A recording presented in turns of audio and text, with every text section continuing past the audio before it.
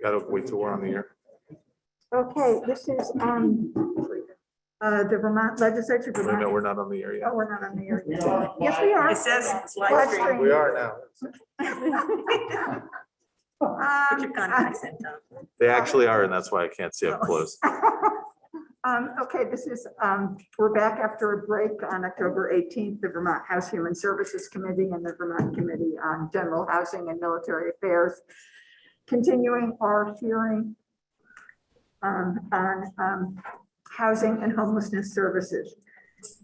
Representative Carl Rosenquist had reminded us and told us that this morning Colin Powell passed away from COVID and asked for a moment of silence. And I would like us to take a moment of silence right now before we begin our testimony.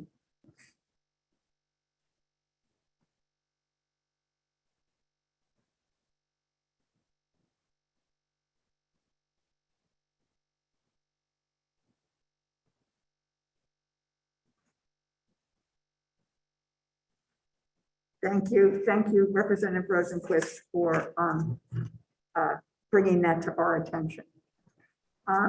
As we continue, we have Josh Davis, who is Executive Director of Groundworks Collaborative in Brattleboro, another sort of service providing community organization. Josh, thank you. Please go ahead. Thank you, Representative Pugh. I really appreciate being here this morning with you. And what I'm going to comment on today echoes a lot of what Paul just commented on, but I'll keep it brief, only 5 minutes, so bear with me. Thank you for inviting me this morning. I'm Josh Davis, Executive Director of Groundworks in Brattleboro. I'm also a member of the GA Emergency Housing Working Group. And at Groundworks, we work with people and systems creating solutions to end hunger and homelessness for all people in our region. And we do that through the many programs that we offer, primarily through our shelter programs, which include both a high barrier and low barrier emergency shelter. We have a total of 64 beds between the two of them. And we also operate a daytime shelter for folks experiencing homelessness, can come in the daytime to connect with a case manager, take a shower, do laundry, prepare a meal, etc. Our FoodWorks program is a food shelf. It's the most heavily utilized food shelf in our region, regularly serving nearly 1,000 people each month and providing each household with a 2-week supply of grocery items. Additionally, we provide a wide range of case management and supportive services, from street outreach, working with people in motels or shelter, to supporting people to remain stable in housing after a period of homelessness. We're also the primary service provider for 2 permanent supportive housing sites in partnership with the Wyndham and Windsor Housing Trust to provide housing for 49 households who previously experienced homelessness. One of those Gus referred to earlier as a CRF project that came online at blistering speed at the Chalet in West Brattleboro. So during the pandemic, we moved the base of our operations into Brattleboro's primary GA emergency housing motel, operating in a site that had 95 rooms and were responsive to other motels in Brattleboro that at the height of the pandemic were home to over 200 people. And so I just wanted to pass along a couple things that we learned, which are, first of all, it's no secret that the GA Emergency Motel Program is not the long-term fix to end homelessness. However, it's been very effective at keeping people safe and in shelter and stopping the spread of COVID to an absolute minimum.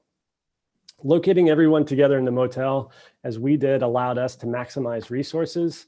In the face of workforce shortages and the impact of doing challenging work, we've been able to keep programs staffed and people supported throughout the pandemic. Having staff and resources on site has made a difference in lowering overdose deaths and increased connection to medical and mental health systems through our embedded healthcare provider program, which I'll touch on again in a minute.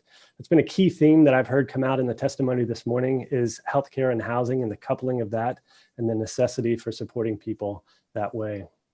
And in our area, motel operators and owners have been very willing partners and are more than happy to continue working with us as the GA Emergency Motel Program extends.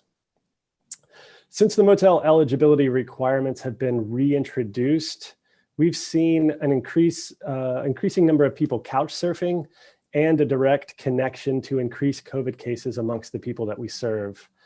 I would like to underscore that it's not only potentially deadly for the individuals that test positive, but we also operate a low barrier congregate shelter, and the amount of work that it takes to quarantine 30+ individuals when we have a positive test is enormous, placing additional stress on incredible staff that are stretched beyond capacity to manage logistics for placement, transportation, care plans, as well as organizing additional testing to monitor the extent of the outbreaks. It's not uncommon for people who test positive in Brattleboro to quarantine at the ho-hum that was also pointed out earlier up in Burlington. And quite simply, there's nowhere to put people. Our shelters are full. Prior to the extension to the 84-day deadline, we were estimating over 50 people would be exited from motels in the Brattleboro district into an emergency housing system that is already fully saturated, and into a system of service providers that are beyond capacity already. All of our 64 beds are currently full, and we're not unique in this situation with our statewide partners. As a member of the GA Emergency Housing Working Group, I, along with fellow service providers, submitted ideas to DCF Commissioner Sean Brown to be considered as part of the short, medium, and long-term action plans the governor requested. We've not had a chance to review the plans submitted to the governor. However, I'd like to point out that there was unanimous agreement that the motel program should be extended as a first step to mitigating the ongoing crisis. We've invested millions in housing production, but the real impact of building additional housing units will take time to be realized. I propose tying the motel program extension to the production of places for people to go. But at the very least, I would advocate for substantial program continuation that breaks the cycle of 30-day extensions. The ongoing stress to people in the program caused by short-term extensions and long-term uncertainty is substantial and unnecessary, as we heard to start the testimony today. As a service provider, I can attest that we cannot focus on long-term or even medium-term planning if we're constantly advocating for and scrambling to cover another modest extension. I would ask that the program be extended for as long as possible while we work on implementation of other housing strategies. And shifting back to the people in the program, admittedly, I've gotten used to the temperature of the water, so to speak, but taking a step back, I don't think people can appreciate the complexity and intensity of what is being asked of our shelter providers statewide. Rather, I want to underscore the incredible vulnerability and devastating impact of people harmed by systems of care that weren't designed to work for them. It's not uncommon to hear in other parts of our system, they're grappling with having to apply more of what's called a social work frame to their work. Hear that in the police department, fire and rescue, motel owners, etc. This is not because we're dealing with something unique in Vermont. Rather, the public health crisis has pulled back the veneer on the scale and acuity of the needs that exist for hundreds of Vermonters and thousands of Americans. We're experiencing the real impact of economic, medical, and mental health systems that aren't working for everyone. As we're using this opportunity to not just get through the pandemic, but to transform our housing system, our system of services and supports needs an equally transformational investment. We spent years advocating for substantive changes in our community mental health system and medical system to better serve people on the fringes. Our efforts have been focused on improving access to our current care system. We see people facing mental health emergencies are regularly boarded in the emergency department for days on end, to the detriment of their long-term health and at great stress and financial cost to the healthcare system. People most impacted by this are our community's most vulnerable residents, people living without a place to call home, in distress from unmet medical, mental health, or addiction care needs, and unable to access critical care and supports that could potentially shift their trajectory, improve their health, and quite literally save their lives. Building on strong partnerships between Brattleboro Memorial Hospital, Brattleboro Retreat, and HCRS, Healthcare and Rehabilitation Services, we've designed a pilot program for healthcare delivery to people experiencing homelessness. This pilot project, HealthWorks ACT, will build on a successful initiative in order to reach more people with a significantly more robust trauma-responsive model for integrative medical care. I'd like to follow up. I can send around our proposal to this group. We're cautiously optimistic about funding for the plan to pilot this next year, but the point cannot be underscored that continuing with our systems as is without substantive change will just continue to lead to the same results that we're seeing right now. I'd also like to acknowledge, as Paul did, the incredible work that our staff at Groundworks and sister organizations throughout Vermont are doing on a daily basis. We're not alone at Groundworks as we experience a staffing and workforce shortage that is heavily stacked against the kind of difficult work the emergency housing system demands of our staff. Because we're here to meet the basic needs of people, we ask so much of those that join our staff. For an example, to be flexible and not give up on people, to sit with suffering every day, do more paperwork, hold boundaries, to laugh, administer Narcan, call 911, give a ride, stay late, to be compassionate, and most of all, to try again. We ask these things because this is the work that we do. This is the work that moves us towards ending homelessness and ensuring that everyone has food, person by person, day by day, and year by year.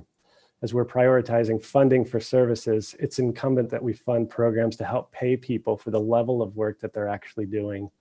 We need support in being able to offer livable wages to people in the front lines of our housing crisis. I would also advocate, as Paul underscored, viewing our emergency housing system as part of the housing system itself. Ideally, emergency housing, while it will always be needed in some form to support people in the gaps between precarious and permanent housing, should be short-term springboard to our overarching goal that there's enough affordable and permanent housing for all Vermonters. Thank you very much for having me. Josh, thank you. Appreciate your comments and the work that is going on down in Brattleboro.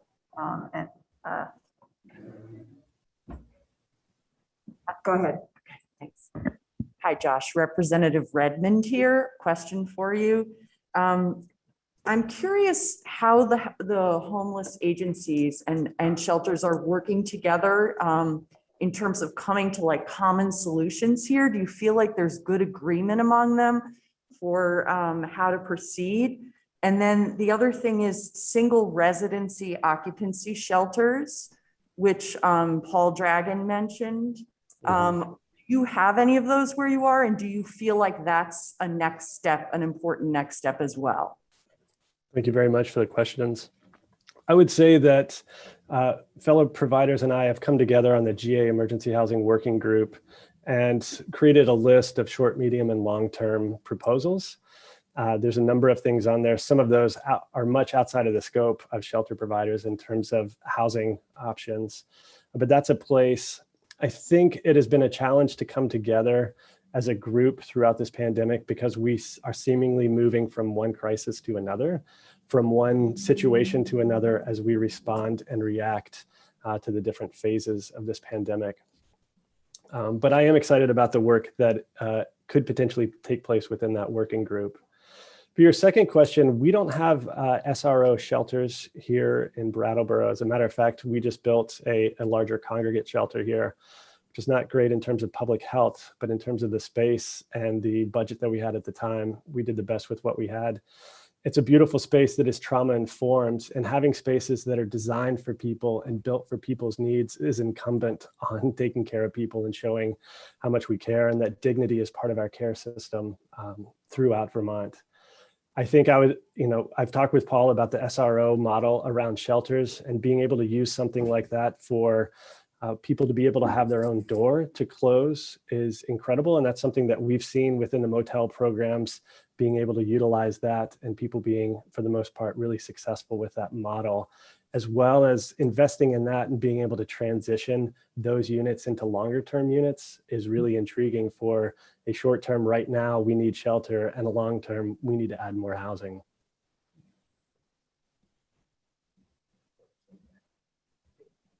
Thank you, Representative Hango.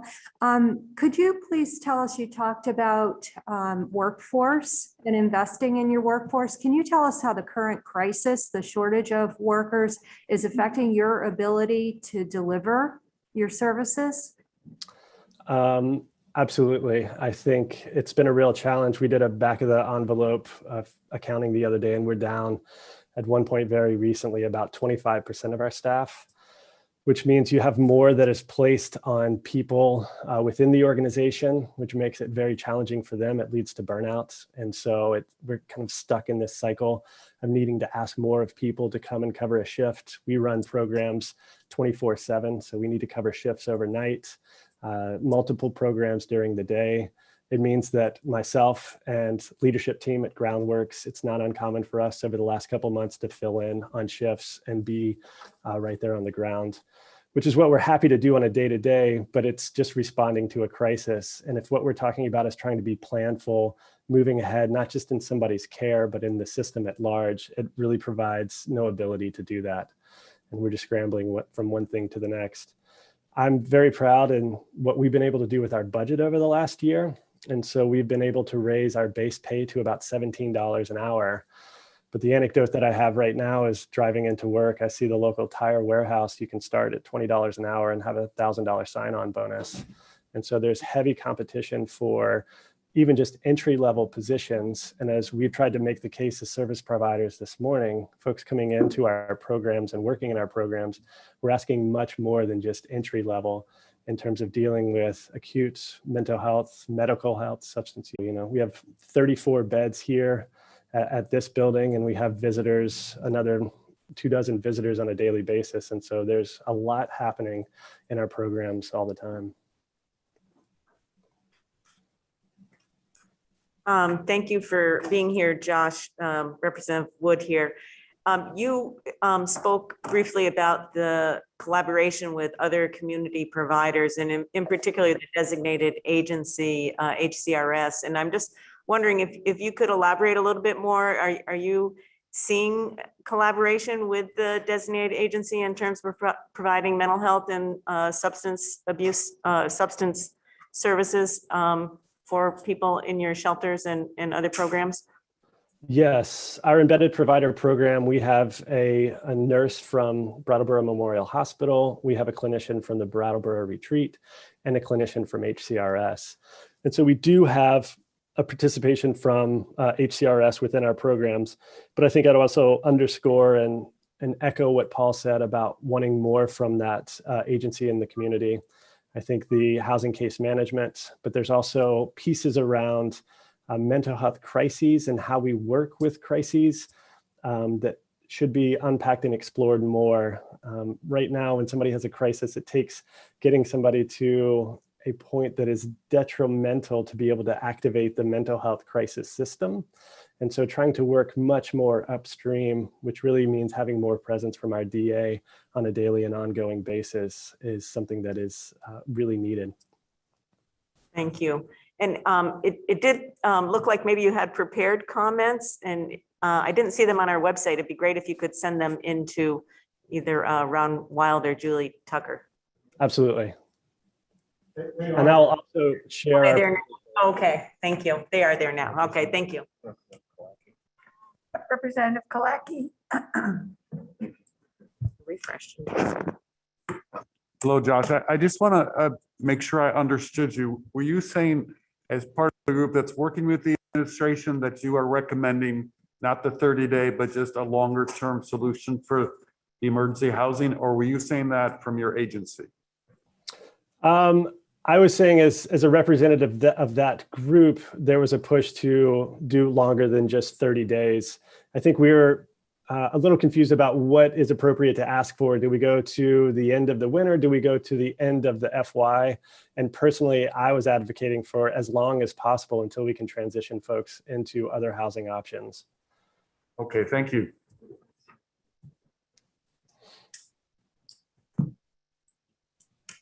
Okay, thank you. Thank you very much again for your work. Thank you all. Thank you, Josh.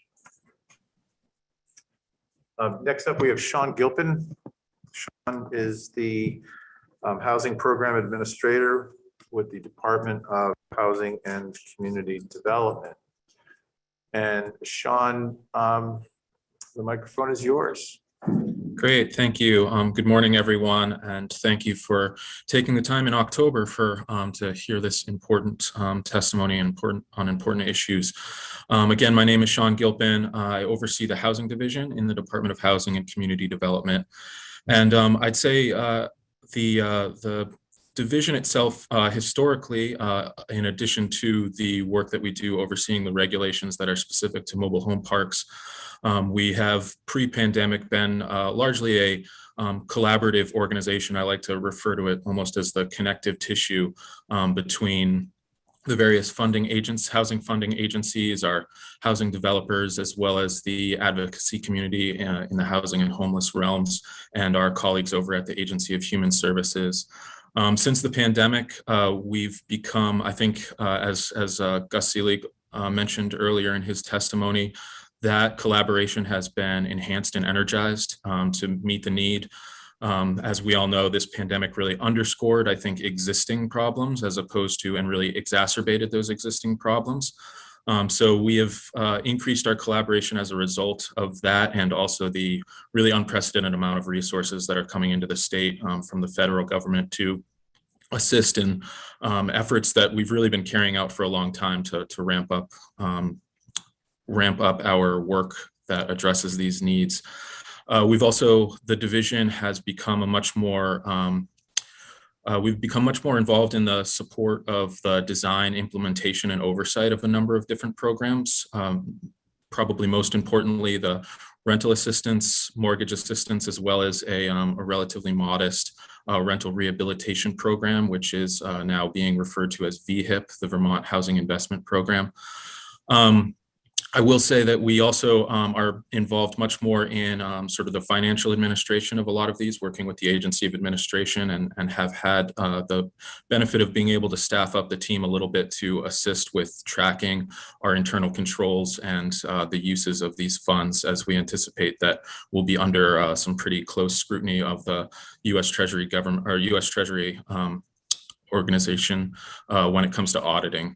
So that said, I'm more than happy to answer questions about our work and what we're doing, although I will note that there are a number of witnesses on the list who are in those organizations that are actually at the front line of administering some of these programs. So as well as my own Commissioner Josh Hanford and Commissioner Sean Brown of the Department of Children and Families. So in the interest of time, I'm happy to answer questions, but I might respectfully suggest that the committees move on with other witnesses to hear firsthand testimony, and I will gladly be on this in the wings to answer any questions that I might be able to provide insight into.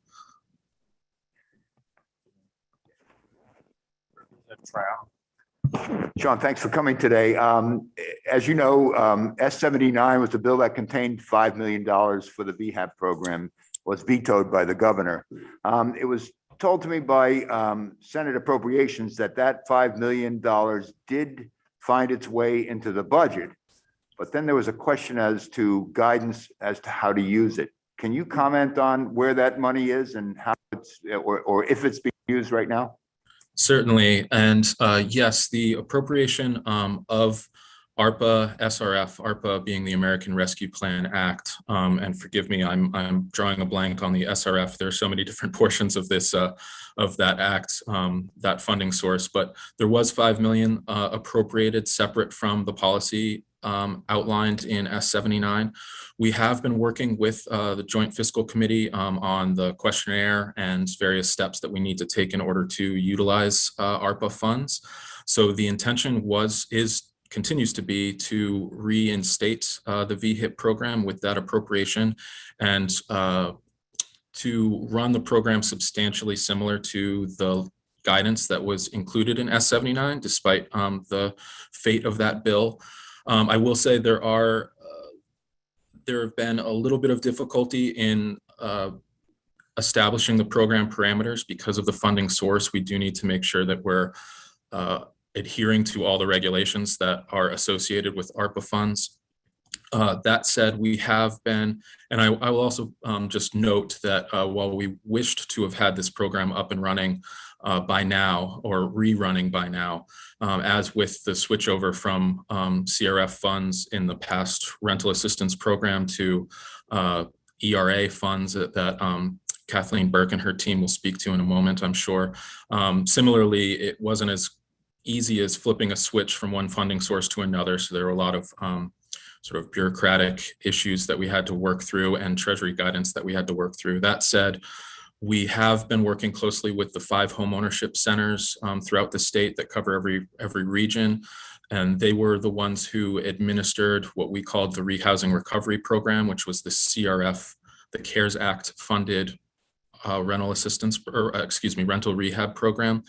We've been working with them again to get waiting lists. My understanding is that they have, all 5 organizations have waiting lists of property owners who are ready to go as soon as that money is released. And myself and one of my staff members have been in preliminary talks with the Vermont Coalition to End Homelessness organizations, as well as the Vermont Council on Homelessness, which is chaired through Agency of Human Services, to discuss how best to connect the affected units that will be brought online.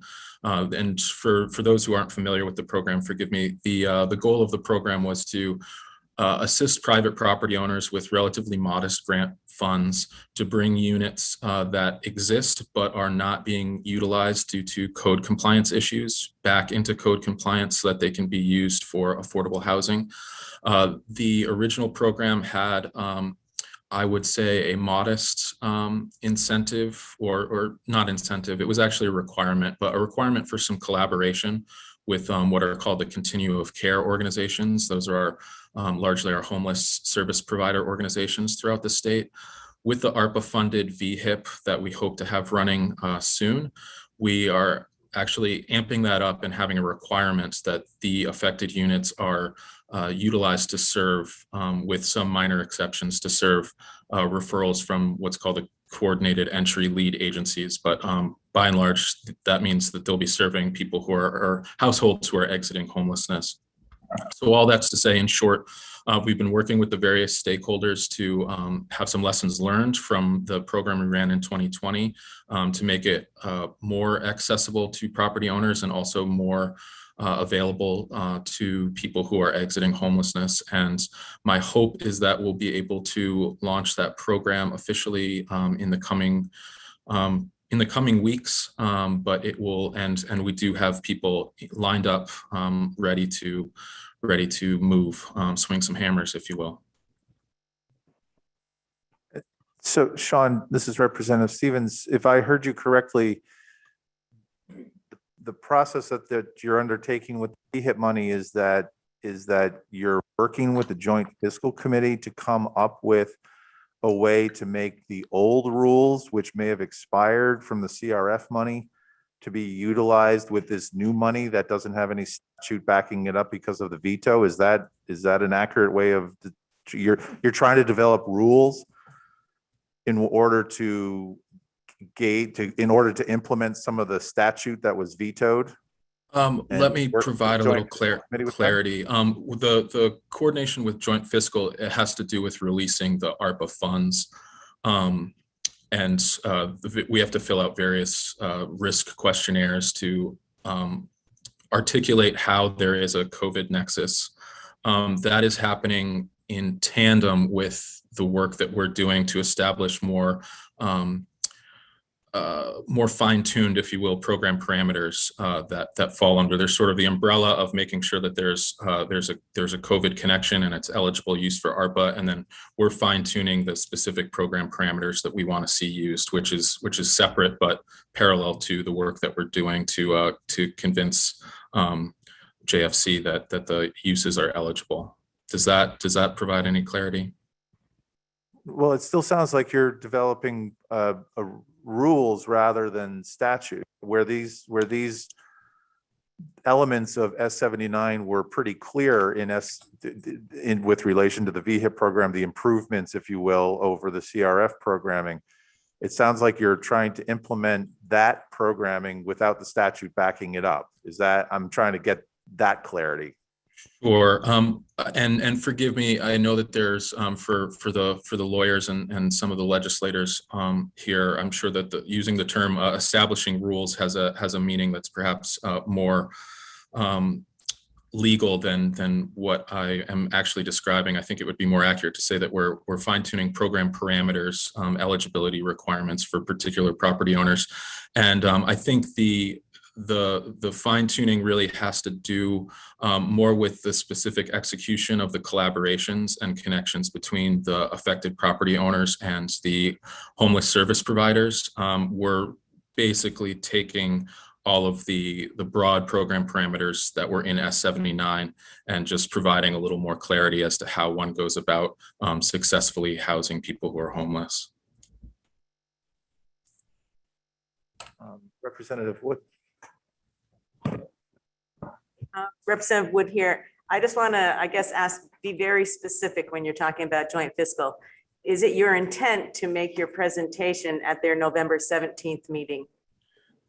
I actually will, if I can respectfully defer to Commissioner Hanford. He's been taking the lead on when the timing of these requests are, and I think can speak more eloquently to that. You want that question now or when Commissioner Hanford testifies? It doesn't matter. He just came on, so I guess. Yeah, Commissioner, welcome. If you can just answer that specific question and then we'll move on to our next witness, that would be appreciated. Yes, good morning, Josh Hanford, Commissioner of Vermont Department of Housing and Community Development. No, we are not on the joint fiscal agenda for their upcoming January meeting regarding these ARPA funds for bringing units online to serve those exiting homeless or those other folks in need of housing that's affordable. It's not an approval process we need through them. We'll likely be on the agenda for another topic related to the emergency rental assistance program and the second phase of that. So is it fair to say that Billy, what we're talking about now is understanding what uses are eligible for ARPA? And you're talking to the joint fiscal office, not to the joint fiscal, is that correct? So if you want me to back up a little bit here, the CRF funding, we operated a program to provide small grants up to $30,000 with a match required in exchange for making those units available to folks exiting homelessness or that were at a certain income level. We did that without statutory policy language behind that program. To address the needs, and the ARPA funding is the same program. It was in the budget. It was listed in the budget as a program, and we're implementing it with the advice of legal counsel and others. There's so obvious critical need for this housing, and there's a path to get there. If the first program provided 237 units to date, about a third of those serving the homeless. We'll have about 249 total in that first round by December 1st. This next $5 million in ARPA funding, we believe we can bring on another 140 units online, the most of those serving folks exiting homelessness within a year. So we're proceeding forward with that post haste here. And we do not believe we need joint fiscal sign off on that. The joint fiscal considerations are more of the process to confirm ARPA eligibility through the Agency of Administration and then their sort of review with the Joint Fiscal Office on releasing those funds. Thank you. That was the clarification that I needed. I wasn't understanding that from Mr. Gilpin's testimony. Thank you. Thank you.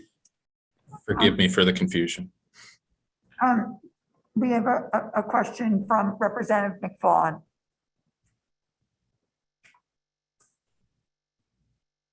Thank you, Madam Chair, but my question was about how many units were completed that can be used, and that was answered. Thank you. All right, thank you, Sean, and thank you, Commissioner. We'll be back with you in just a few minutes. Thank you. And now we have Seth Leonard here from VHFA, and Seth was asked to come in. There was some of the ARPA money was also a continuation of a program that started under CRF to do some mortgage relief.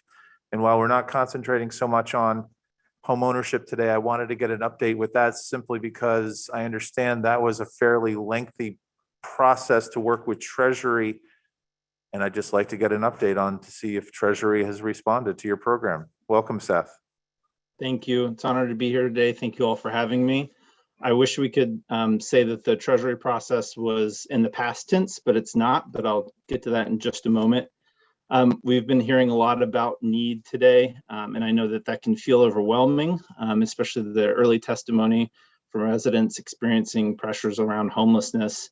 But want to reiterate that the spirit of collaboration and teamwork and coordination amongst the funders and service providers across the state has been incredible to rise up to this, to the pandemic response. And it's brought a lot of innovation and inspired new approaches. And we think that shows through with a lot of the successes that we've had with the homeownership relief program. VHFA is involved in a number of aspects of the housing recovery. ARPA working groups around multifamily housing, doing work around energy investments, continuing to do energy loans. But what I've been asked to talk about here today, and I'm going to put a few slides up, which should also be in your packages. But I'm here today to talk about how things are going with the Homeowner Assistance Fund. Get a thumbs up that that looks good on the screen for everybody. Yep. Great. So supporting homeowners through the pandemic has been a foundational piece of the state's emergency response, and that commitment's been carried through to the recovery efforts as well. So our state's to date helped nearly 900 Vermont households with mortgage, utility, tax, and other cost of homeownership. In terms of who we've helped, I think these stories are maybe a little less told. Remember that Vermont homeowners constitute around 70% of all of our households. We have a very high level of homeownership, and 68% of those households have mortgages. So this is a significant subsection of our population in Vermont. So some of the stories that we've heard from folks before the pandemic: I was a hairstylist at a nursing home, but now I'm prohibited from entering the building. I'm unable to pay all my bills with unemployment. Another story: I was hired as a full-time accountant, but now I'm getting 5 to 10 hours a week. I've taken out 4 loans from my family just to pay my bills. And now they're also tapped and my savings is drained to nothing. I've worked my entire life and never had to ask for assistance before. This is both humiliating and humbling. After I lost my job in March, I found work in April, and I'm working full time, but my income is nowhere near what it was. I'm really struggling. I want to sell my home, but there are repairs that are necessary that I can't afford. And if I can pay back my mortgage, maybe I can get out from under this home that I can no longer afford. So some of those stories are folks that we've been able to help with the programming. In the midst of the pandemic, the state dedicated a portion of your CARES Act funding to support homeowners. I think it's good to start from where we came from with this. So I'd like a little time to do that. So in July through November 2020, and again in May through June 2021, in 2 separate tranches of CARES Act funding totaling $10 million, VHFA administered through a contract with the Department of Housing and Community Development CARES Act funded emergency mortgage assistance program. I wish I could limit the acronyms today, but we'll call this one MAP. So you'll hear me say MAP when I'm referencing the 2020 funded program that's now expired. And it really demonstrated urgent need amongst Vermont homeowners that were harmed by the pandemic. So between the 2 different tranches, we helped over 887 households that had a median income of $37,000 annually. And those payments, those assistance payments, were made directly to loan servicers, in many cases, local banks and credit unions, and also Vermont municipalities for property taxes and other fees. So we quickly consumed the full $10 million dedicated to the program. So the first slide was the first tranche. This is the second tranche of those funds. And about 2/3 of these homeowners that access the programs had forbearances when they applied for mortgage assistance. So that tells you that the problem was very real and that the risk for these homeowners was also very real, right? And we talk about making sure we're providing assistance for rental households and also trying to house the homeless. Let's not exacerbate the problem by letting homeowners fall into that trend as well. So when we took a break between the 2 tranches and relaunched the applications. In 2021, we saw high pent up demand, and we're nearing 100% disbursement of those funds, just winding through some of the processes with servicers to get the remaining funds done, but they're committed. And the applications for that closed in June. So we are in a bit of a gap period here. So you can get an idea if you visit our website on how that program went. Those slides and many more are available. You can see who the program served. But I think the key highlights I want to point out are going to lead us into how we're structuring the next round of homeownership assistance programming. The first thing I'd like to point out is that the homeowners assisted by MAP were geographically distributed similar to the state's overall population of mortgage holders. And all of you represent different areas of the state. We're proud of the geographic distribution and the ability to hit all corners of the states. And that's really mostly because of a combination of outreach, but it's built on strong partnerships with homeownership centers and other partners in that area. And again, big kudos to our local banking industry that really stepped up to ensure people got the help they needed. The other kind of interesting aspects, while that did match population demographics and was equally dispersed, the program did help more BIPOC households as an overall percentage. It also helped more households that had 4 or more members of their families, and it tended to help more households with disabilities than composed the overall average in the state. And it helped more households who had heads of household below 45 years old, which is probably tied to what we're seeing in the labor market as well. The most common reasons for financial hardship from the initial program tranches were job loss and decreased work hours, probably no big surprise there. And as we transition to the next program, so now this is where I'm going to change, with apologies, acronyms on you, and I'm going to start using the words HAF and HAP. There's some confusion with this. The federal program in which Vermont's receiving $50 million through the ARPA funds is called the HAF, the Homeowner Assistance Fund Program. You'll also hear me reference HAP, which is the Homeowner Assistance Program, which is what we're going to offer as a state. So just a little differentiation there, but you can think of them as pretty interchangeable. Thankfully, while there's a gap in this funding being stood up as we work with Treasury on the rules, the federal forbearance and non-foreclosure programs have been extended. So we see those loss mitigation rules as helping buffer homeowners from being at risk during this interim time. The funds that were made available through ARPA for this can be used until September 2025, which I know is a common theme that you're seeing with your other sources of funds. So as we transition into the actual plan that was referenced that the Treasury asked us to do, the Treasury laid forth some items that we had to include, and with some optionality around what was available, around eligible households, eligible expenses, different ways we could process the program, and then how we do outreach and engagement. And then there were some open items that the state could amend to their own needs. And we, while still guided by federal rules, worked really hard through 4 different public hearings and a number of different outreach sessions to design the program in a way that the folks on the ground, our partners, felt would be most effective. So you can actually find, you should have a link to that, the Homeownership Assistance Fund HAF plan that was submitted to the Treasury on August the 20th is now available. There's some question as to when that will be approved, and you also have a memo from me kind of outlining that process that lies ahead. The feedback we did receive from Treasury is they're reviewing them, but they have not provided any kind of direct feedback to any of the states who are operating funds from the Homeownership Assistance Fund.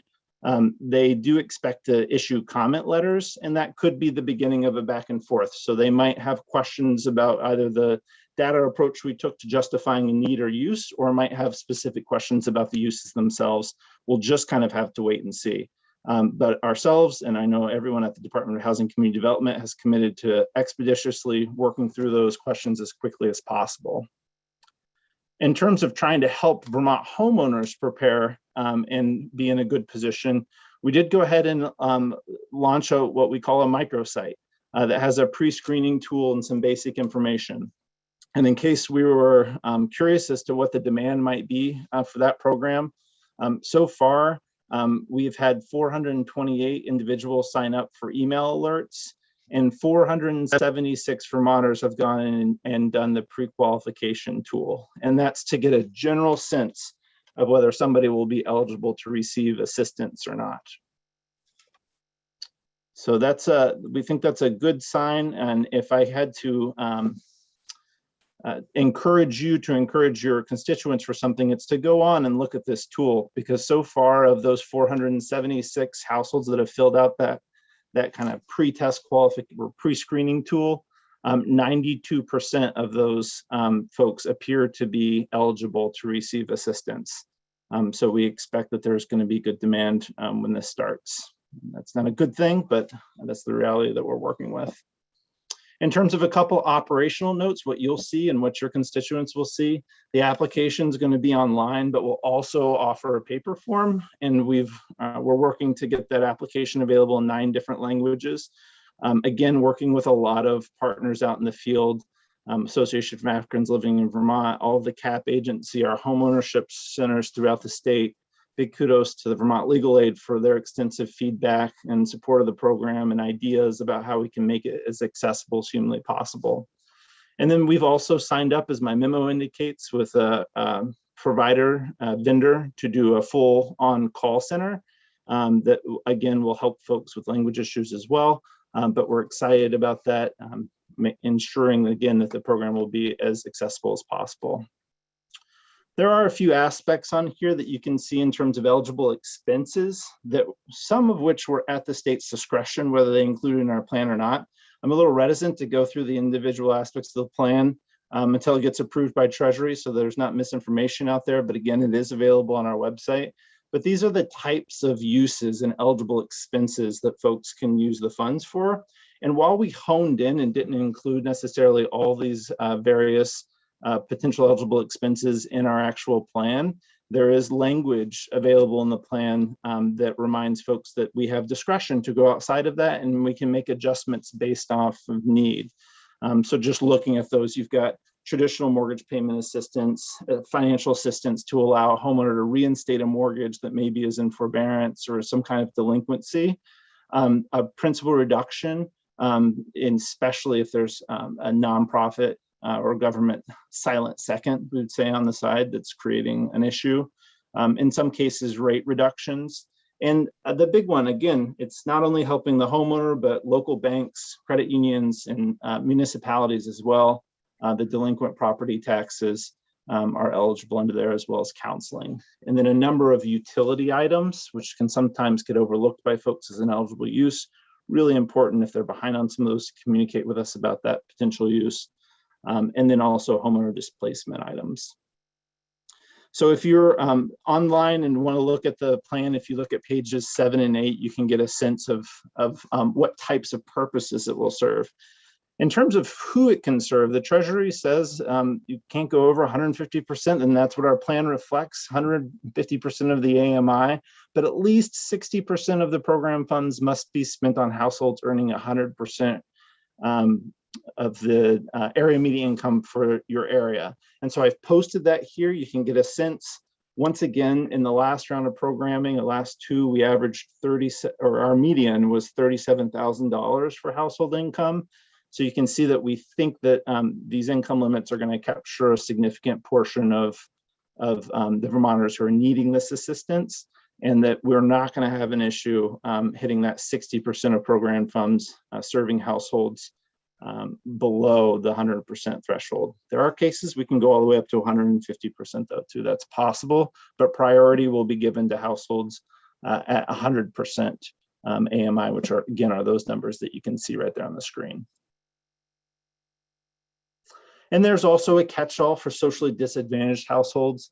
And this again has borne in our data, and that we've done a pretty good job with our partners of reaching these households and ensuring that we're reaching disadvantaged individuals. One blanket example too, or categorical example is because manufactured home communities, for example, can also access this, manufactured homeowners. And that's brought a lot of socially disadvantaged, economically disadvantaged households that may have not normally linked up to having mortgage assistance available to them. But again, a big credit out to our partners on this, and pat on the back for the work that they've done to ensure that that's reaching folks. So in terms of how we approach our plan and what we'll stand sort of proudly up to the Treasury and say is that the plan was data driven. You'll notice the first few pages of the plan include description of the need and looking at how homeowners in Vermont have been impacted by the pandemic and how they're suffering and what types of challenges they're facing. And then we've also, again, have a demonstrated history because of the state's dedication, you all's dedication of ensuring homeownership was a critical part of our pandemic emergency response. Now, as we move to recovery, we've got a great story to tell about best practices and previous program experience. And I think you all know we're pretty data driven and like to track things. So you'll find dashboards around performance goals and how we're doing on our website. And these are some of the questions that we put out to the public so you can see what type of engagement we did and see what kinds of questions that we were thinking through as we devised that plan and worked with our partners to craft that plan. So again, trying to bring as many people under the tent of being able to be eligible for this program and ensuring it's getting to the needs of the folks who have it the most.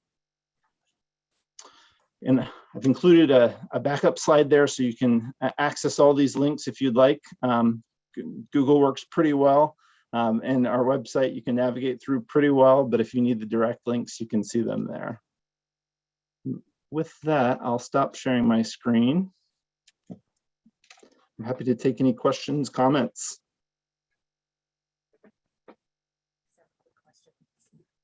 I just have a quick question on the definition of socially disadvantaged homeowners. Does that also include individuals with disabilities?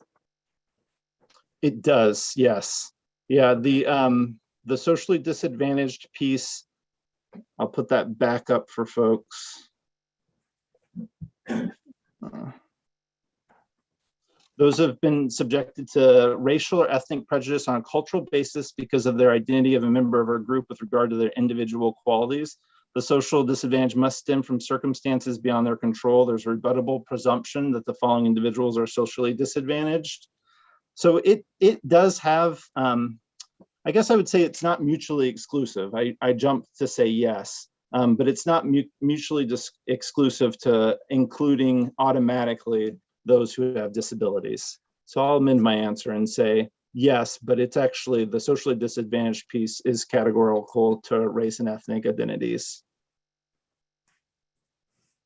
So maybe. Yeah, I would. Yeah, the two would need to align. That's right. Thank you. Yes. Representative Rosenquist.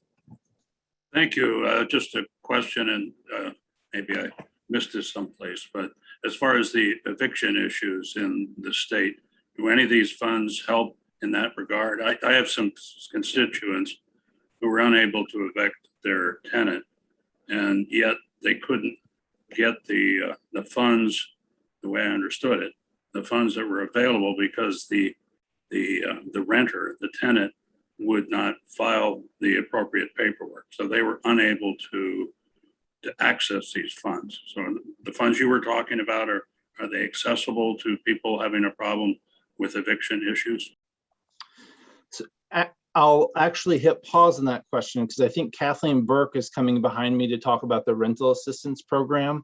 So for a homeownership assistance program, the homeowner themselves directly applies. In some cases, a loan servicer, a bank or credit union might help initiate that for them.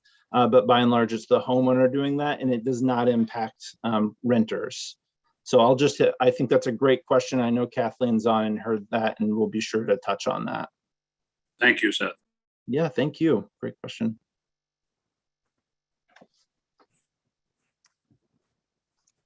And that sounds like the perfect segue to Kathleen Burke from the Vermont State Housing Authority. Kathleen is, we've heard from Richard Williams for multiple generations now. And so welcome to our world here on Zoom. And I believe we asked you to give an update of not both the good stuff that's been happening with the VRAP program, but also some of the difficulties that Representative Rosenquist mentioned, and that I'm sure we'll hear about through legal aid in a little while as well, because it has had its again, the fact that we've been able to distribute as much money and help people stay in their homes during a pandemic has been really unprecedented for the state of Vermont. And yet we do want to see things, make sure that we reach all corners. So Kathleen, the microphone is yours. Welcome. Thank you. Thank you, Representative Stevens. Thank you all for inviting me to speak with you today. I too would like to underscore the collaboration and creativity and tireless hours invested by our housing and service partners throughout all of Vermont as we continue with our COVID response. For the record, my name is Kathleen Burke, Executive Director of the Vermont State Housing Authority. I've been asked to speak to you today about the Vermont Emergency Rental Assistance Program, or VRAP, launched in April 2021. But I would be remiss in not also talking about the CARES-funded Rental Housing Stabilization Program, RHSP, we administered last year. Over the past 15 months, VSHA has provided nearly $56 million in rental assistance to help stabilize the rental market in Vermont. 147 eviction cases have been cured through our programs. Thousands of families have been able to remain in their home, and thousands of landlords have been able to keep their units due to this assistance. The Rental Housing Stabilization Program, funded through the CRF funds, deployed $25 million in assistance, stabilizing 7,614 households. VRAP to date has obligated nearly $31 million, stabilizing 5,332 households. 80% of these households have an income below 50% of the county median. While our programs have struggled at times to keep up with the volume of applications, we feel that we are meeting the needs of Vermonters while maintaining the integrity and compliance required for these types of federal programs. The goal of our programs has been to meet the need of rental households and owners of residential rental units, which is something VSHA has been able to accomplish. One of the most glaring needs that has been highlighted by the COVID-19 pandemic is the need for more housing at all income levels. We've heard from many landlords that they have housing available but lack the funds to bring these units up to healthy living standards and in turn create additional units to rent.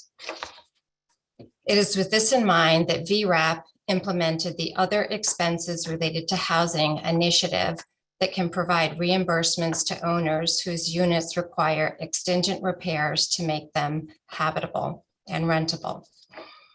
VRAP has been taking applications since April 5th, 2021, making payments for rent arrears, future rent, and moving costs. In addition, we've implemented many, if not all, of the best practices recommended by Treasury, including self-attestation, geographic proxy, payment of court costs, and an eviction priority, allowing for an expedited process through the VRAP application.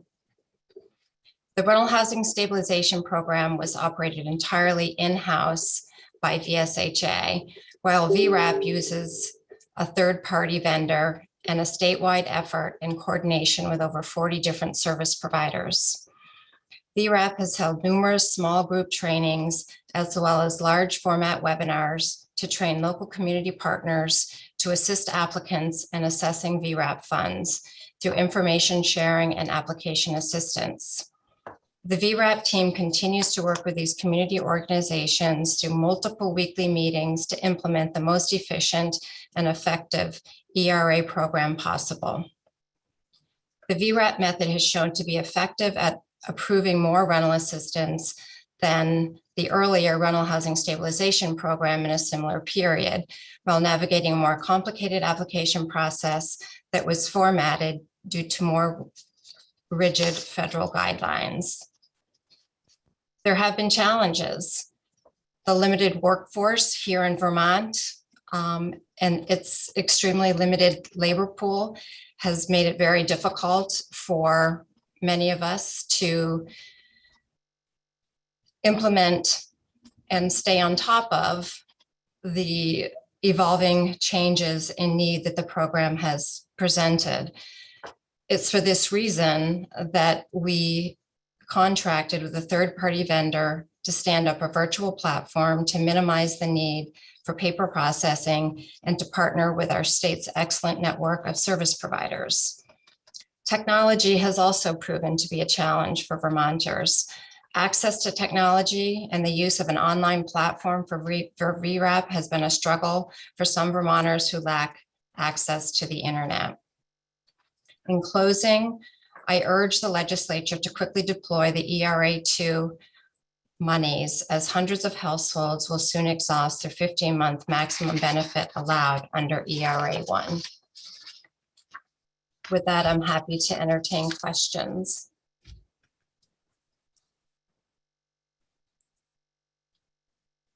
I don't see any questions right this minute, Kathleen, but I do believe, because we're going to also hear now from the folks at Legal Aid who have been dealing with the clients who, especially the ones who have had issues with signing up, whether it's for internet reasons or for difficulties in the application program.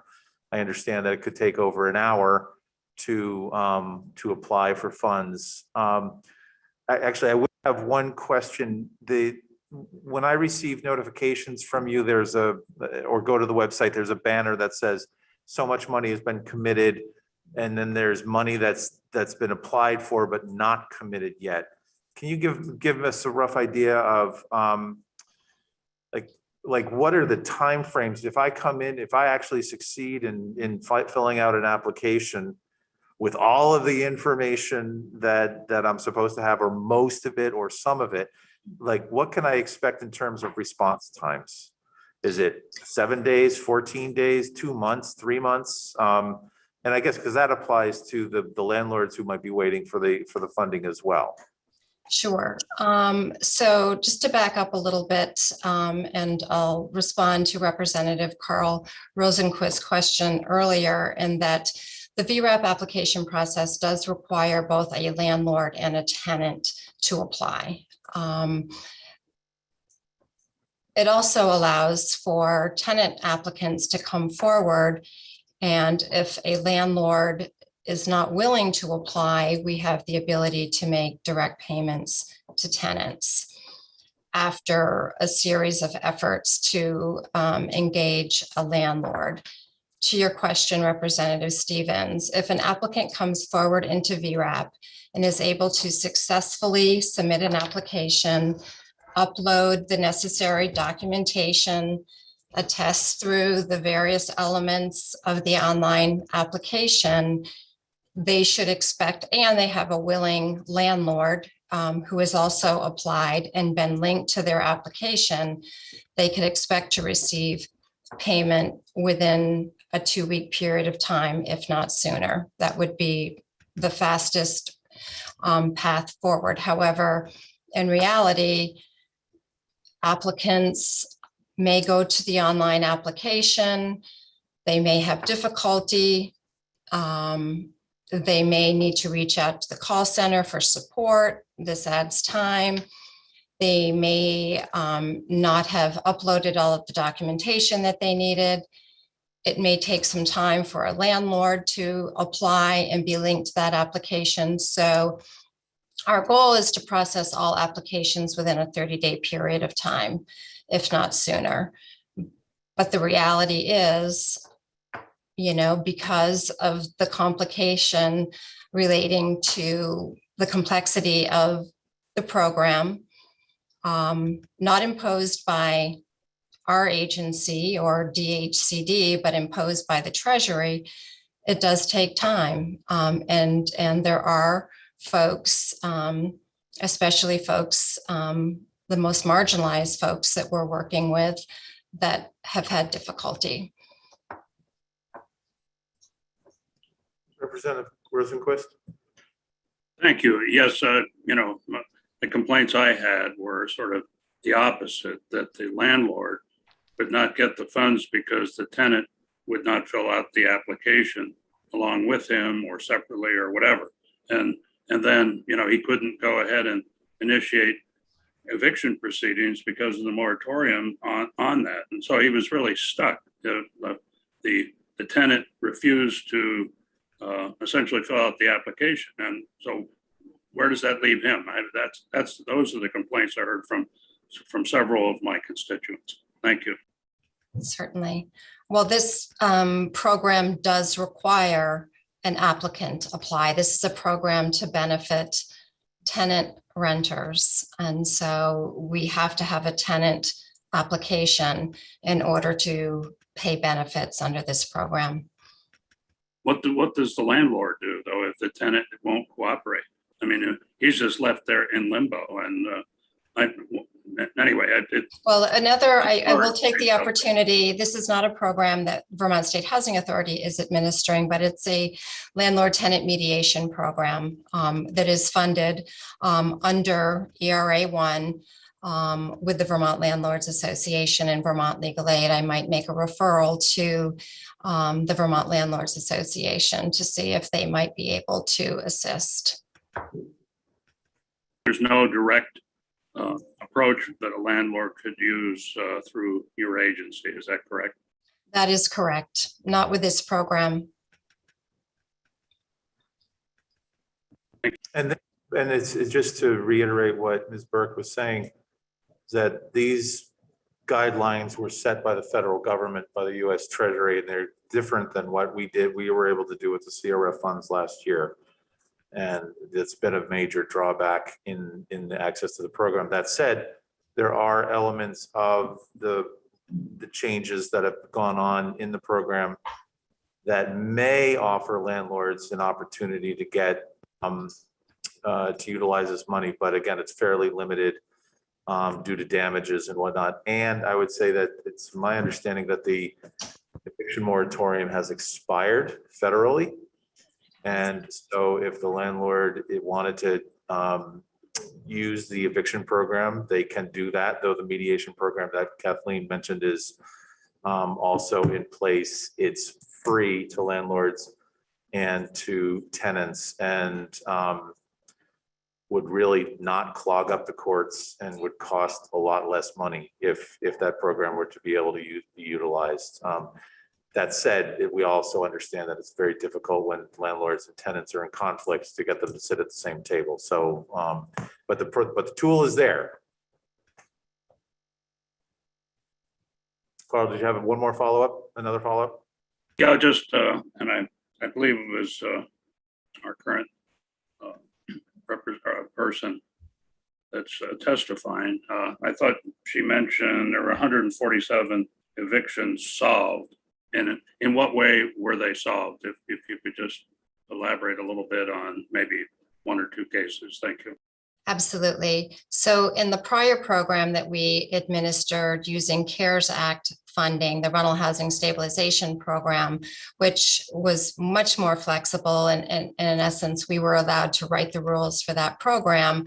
We used a significant portion of that money to pay court settlements. So in other words, a landlord and a tenant who had agreed, there was an eviction underway, and they agreed to settle the eviction, allowing the tenant to remain in their housing unit and making the landlord whole. And so we were able to settle 147 of those types of cases using funds made available through the prior CARES Act program.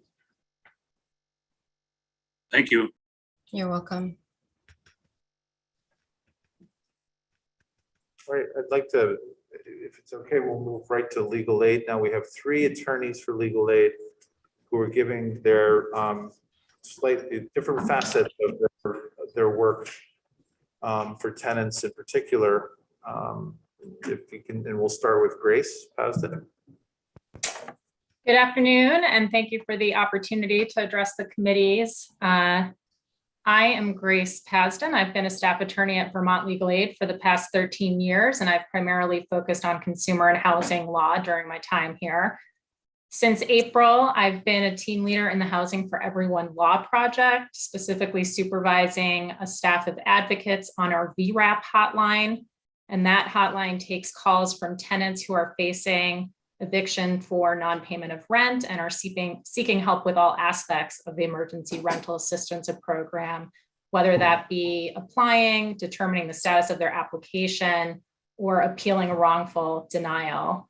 And as you've heard today in earlier testimony, there's simply nowhere for Vermonters who lose their housing to go, which is why it's really critical that the state effectively use the tens of millions of dollars in emergency rental assistance funds to prevent every possible non-payment eviction in the state.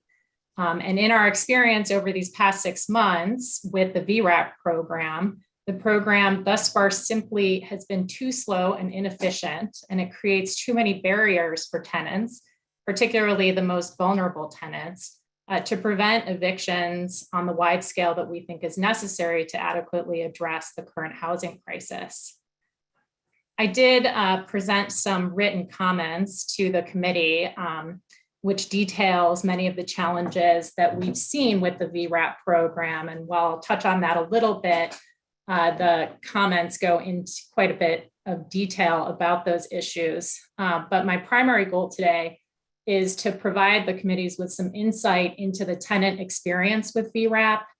And to that extent, I want to start by sharing a story of a client who contacted us recently on our hotline and left the following message. I'm a 62-year-old disabled man with PTSD, and in June, my caretaker filled out the information for rent and help with Green Mountain Power. Green Mountain Power was by yesterday, and I spoke with a gentleman. My caretaker has worked full-time on this to try to get me help that I need to pay off 4 to 5 months of rent and almost a $2,000 electric bill. I called VRAP yesterday and they told me that they couldn't even find my application. And a woman at VRAP said she would get back to me, but this has been an ongoing thing since June. They sent me an email saying we were approved. Then they said denied. Then they said approved. Then they say denied. And on October, date is redacted, we got to appeal it or something like that. My caretaker can't even get onto the website to find out who to speak to or anything. Like I said, they said they couldn't find my application. This has been going on since June, and this has caused a lot of stress in my life, a lot of stress in my caretaker's life. We need somebody to get a hold of, whoever it is down there, to find out what's going on. Because like I said, they approved us, then they denied us, approved, denied. This is getting to be ridiculous. I need help. I just want to get my landlord paid for the 4 months that I owe and get my Green Mountain bill paid for. I'm on oxygen here at night and I just can't have my electricity going off.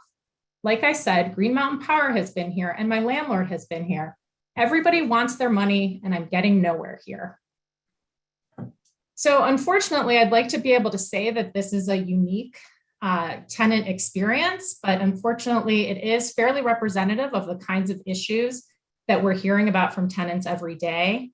And I wanted to go ahead and inform the committees that we have recently updated our website at vtlegalaid.org to include a new page called Tenants Hear Their Voices. So if you're interested in reading more of these types of stories from tenants, we will be updating those there.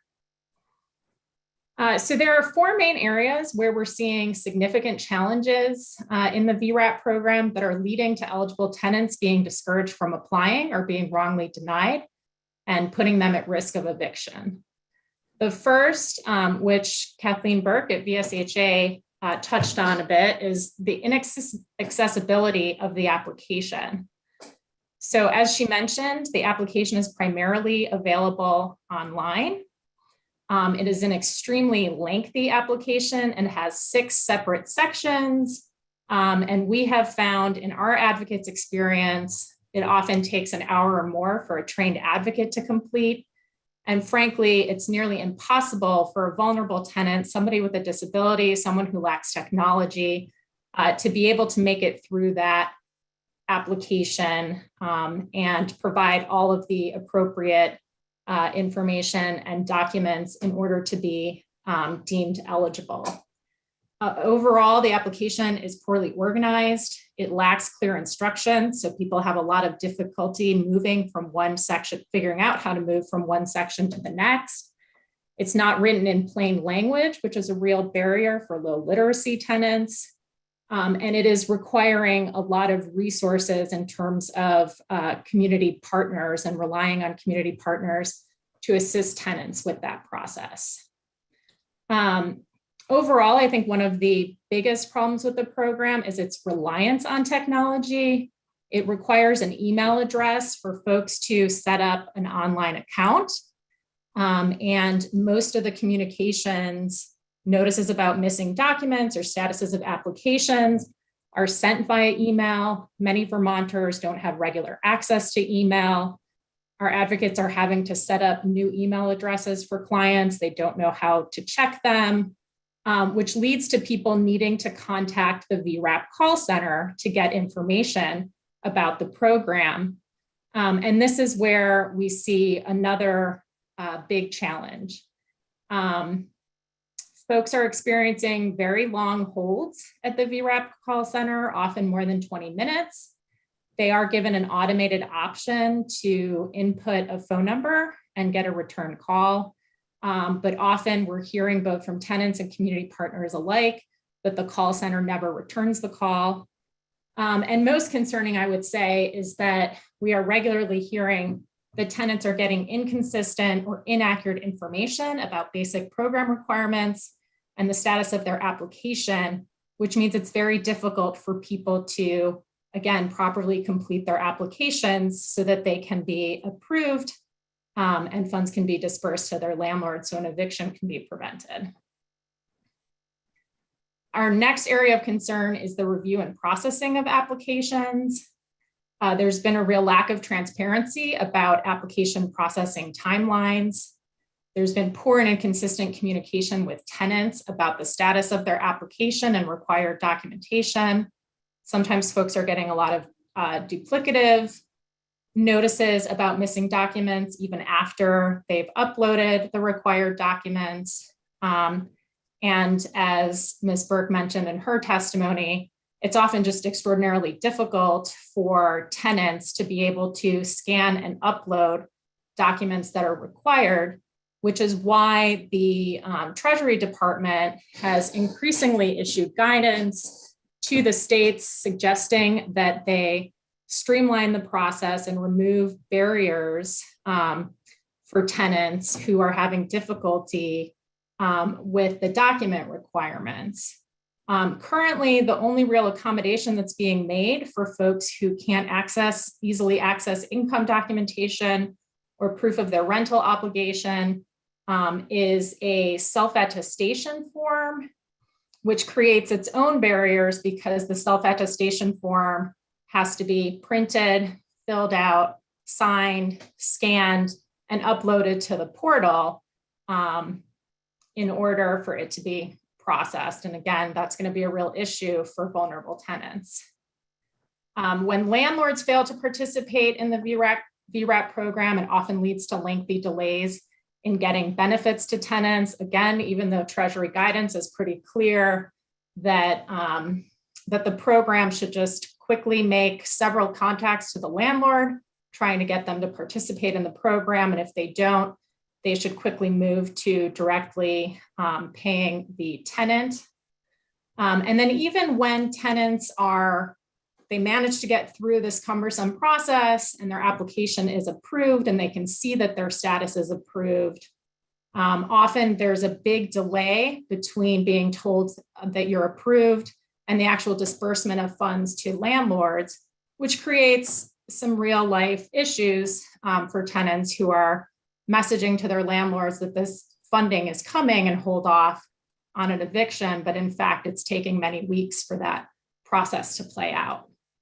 And then finally, we are seeing a fairly large number of eligible applicants who are being denied, wrongly denied for VRAP benefits. And there are some real shortcomings with the appeal process that has been set up in the administrative plan. Primarily what we've been hearing in recent weeks is that when tenants go into their online applicant portal to schedule an appeal hearing, which is the process that's been contemplated in the admin plan, often there are no hearing dates available for many weeks. That's problematic because these are folks who, already have a landlord breathing down their neck that, simply may not be able to wait much longer to get back rent paid up. And so creating this kind of additional delay is problematic. And then even more concerning, when a tenant does manage to schedule an appeal hearing, we have heard both from tenants and community partners that call center staff sometimes fail to call applicants at the appointed hearing time, effectively meaning they have no opportunity to have their case resolved. So all of this leads to eligible tenants missing out on the assistance that they need to prevent an eviction. And I am happy to answer any questions that the committee members may have, but I think this would also be a good segue to my colleague, Jean Murray, who can talk a little bit more in detail about the eviction landscape in Vermont, and also about some of the VRAP data and how VRAP has or has not been effective at staving off an eviction crisis.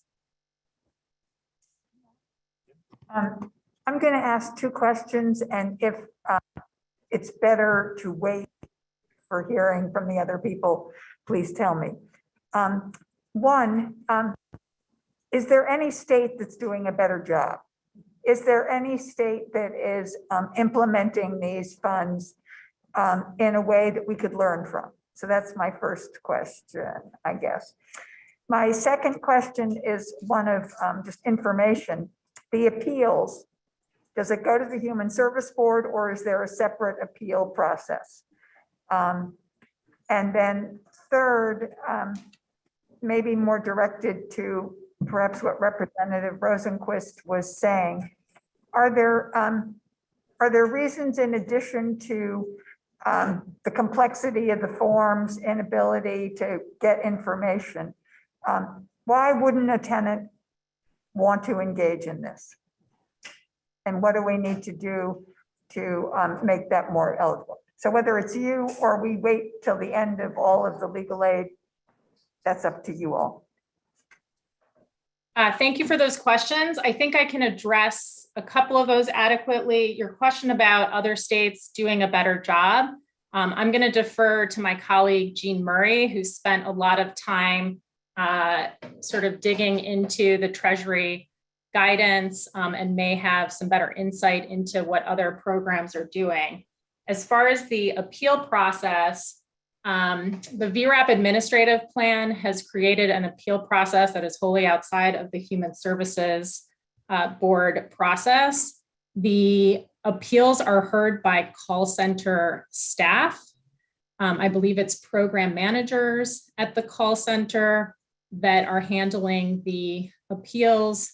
And, as I've mentioned, and you may have seen in my written comments, we have some real concerns about the call center staff's training and understanding of the program requirements. And we certainly would be in favor of an independent hearing officer handling these appeals.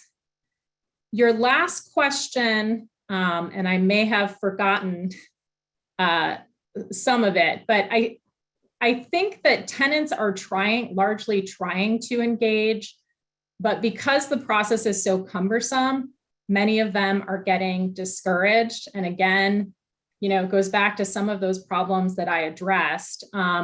If you're filling out an application and it's not clear on the application what the documents or information are that you're supposed to upload, or how you're supposed to get that information into the system, if you're sort of not a tech savvy person and you're calling the call center and you're getting misinformation about how to do that, you may simply never get to the point where you're able to submit a complete application.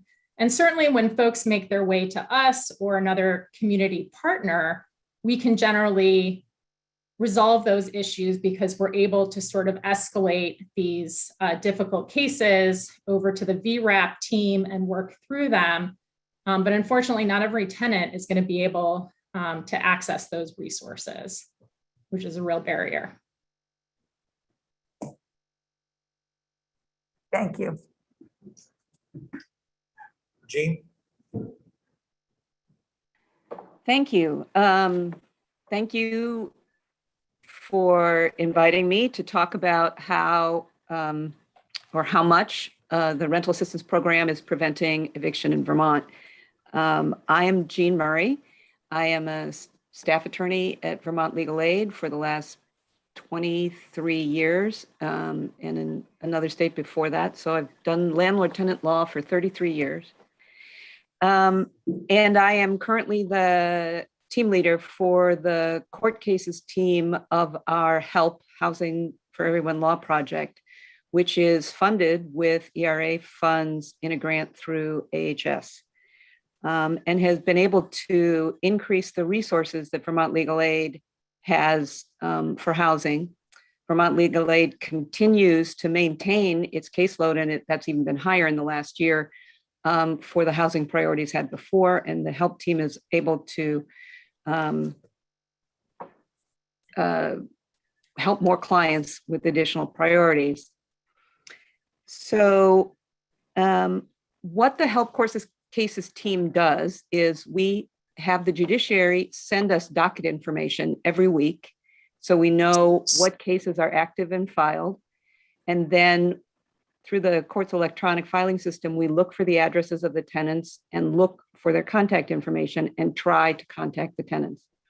So at the end of the moratorium, there were about 600 cases pending, and it may be interesting to know that at the time the moratorium was passed, there was about 600 cases pending, and all through the moratorium, there were about 600 cases pending.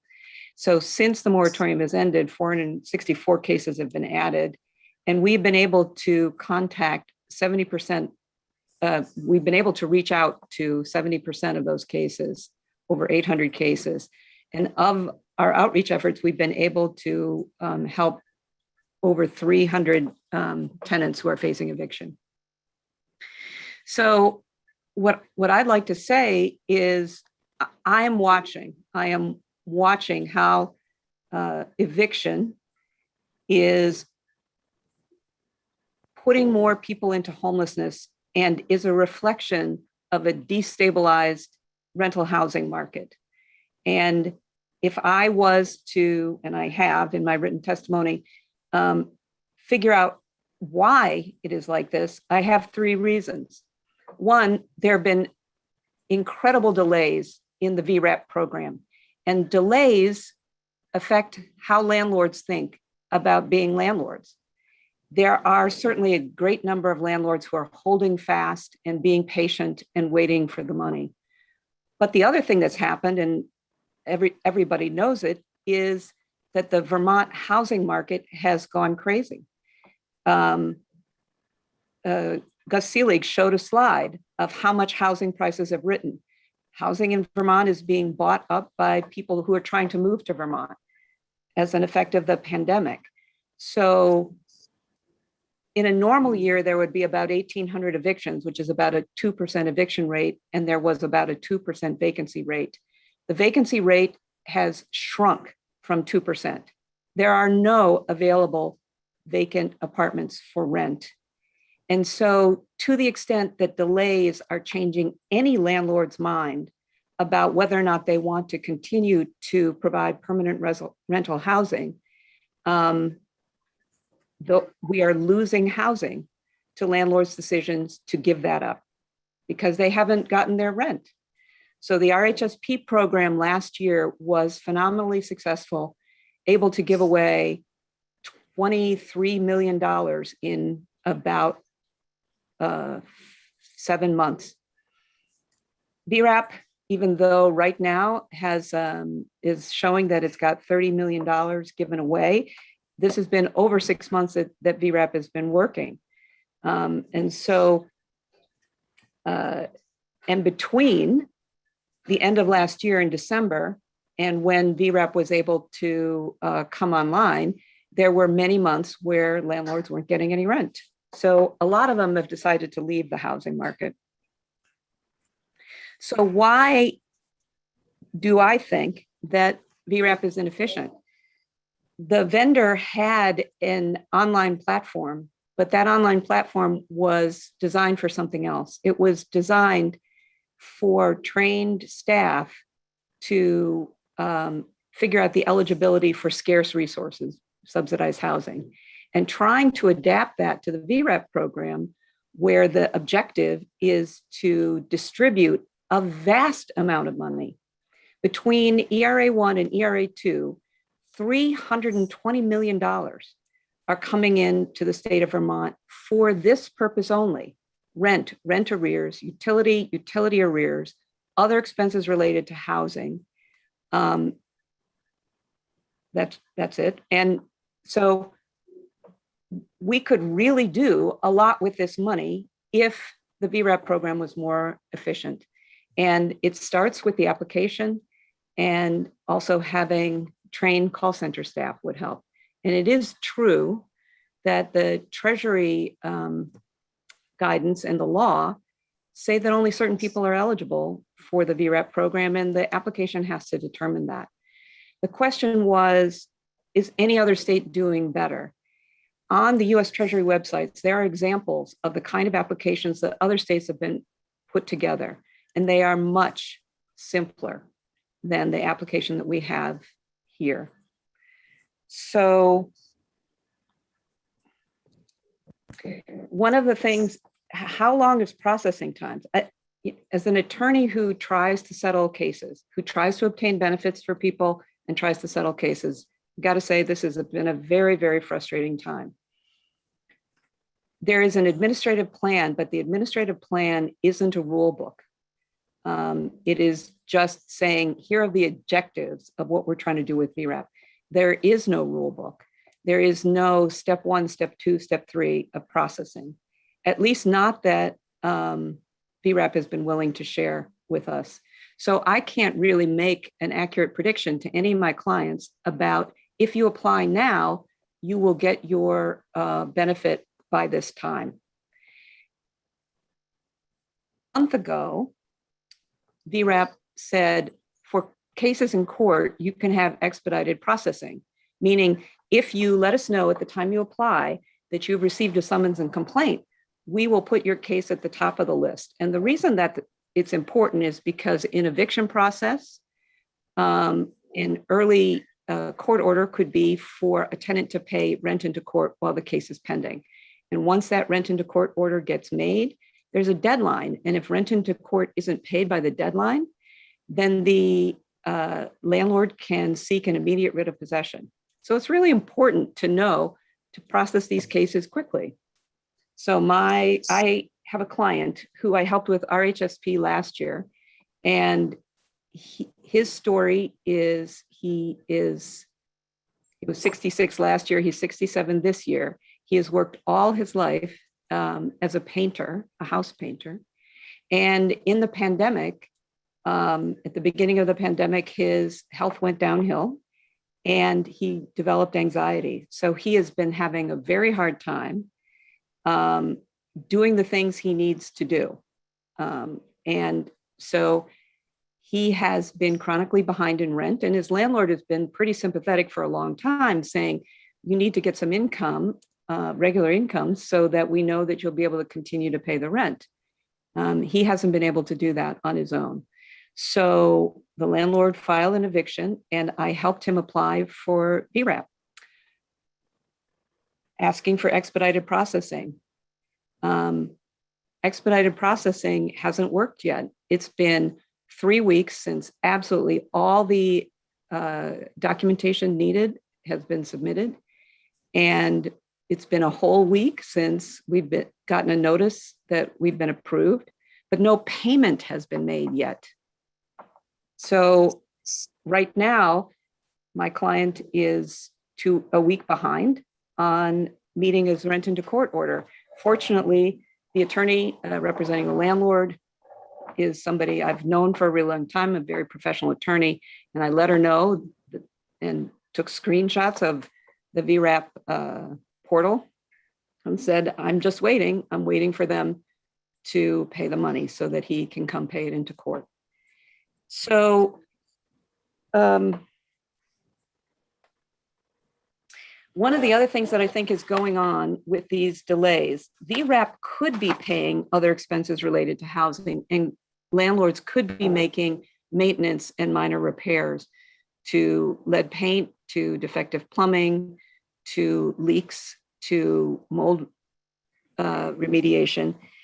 But the program is really hard to fathom. And we just learned, I was totally floored to learn 2 weeks ago that the other expenses related to housing portion of the program had not yet been brought online.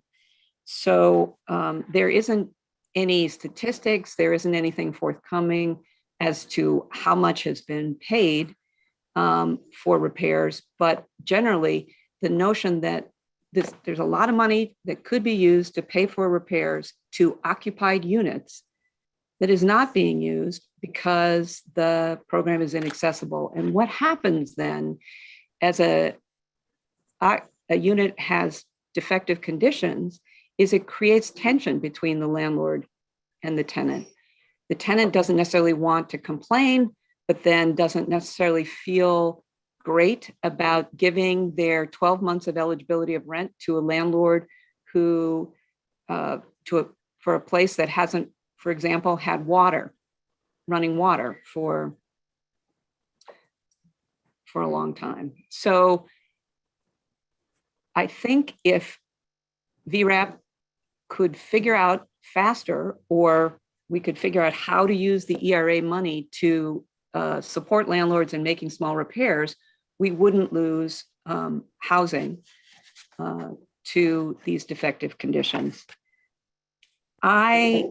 Because I have the court data, I have all the docket numbers of all the cases that are pending, and I went through all of the pending cases in Lamoille County and Windsor County to look at what kind of grounds the landlords were asking to file their eviction cases.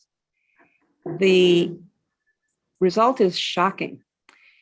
In a report that we did in 2019, based on all of the cases that were filed in those two counties in 2016, 70% of the cases could be resolved with payment of rent. The only ground that the landlord was evicting on was non-payment. That was true even for cases that were filed in 2020. But in 2021, half of the cases that are filed are being filed for no cause, meaning doesn't matter if you pay me the rent, doesn't matter anything else. I want the possession of my property back. I want you out of here. That's what we hear all the time. I just want them out. I have a termination notice that says, when your lease expires, it will not be renewed. This summer, we plan to tear down the building and develop the property. We know the rental market is tight.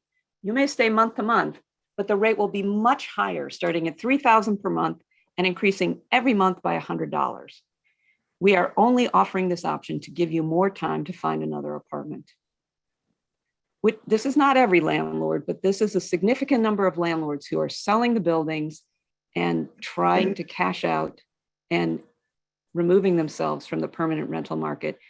And the moratorium slowed that to a great extent, but now that the moratorium is over, 50% of evictions are for no cause.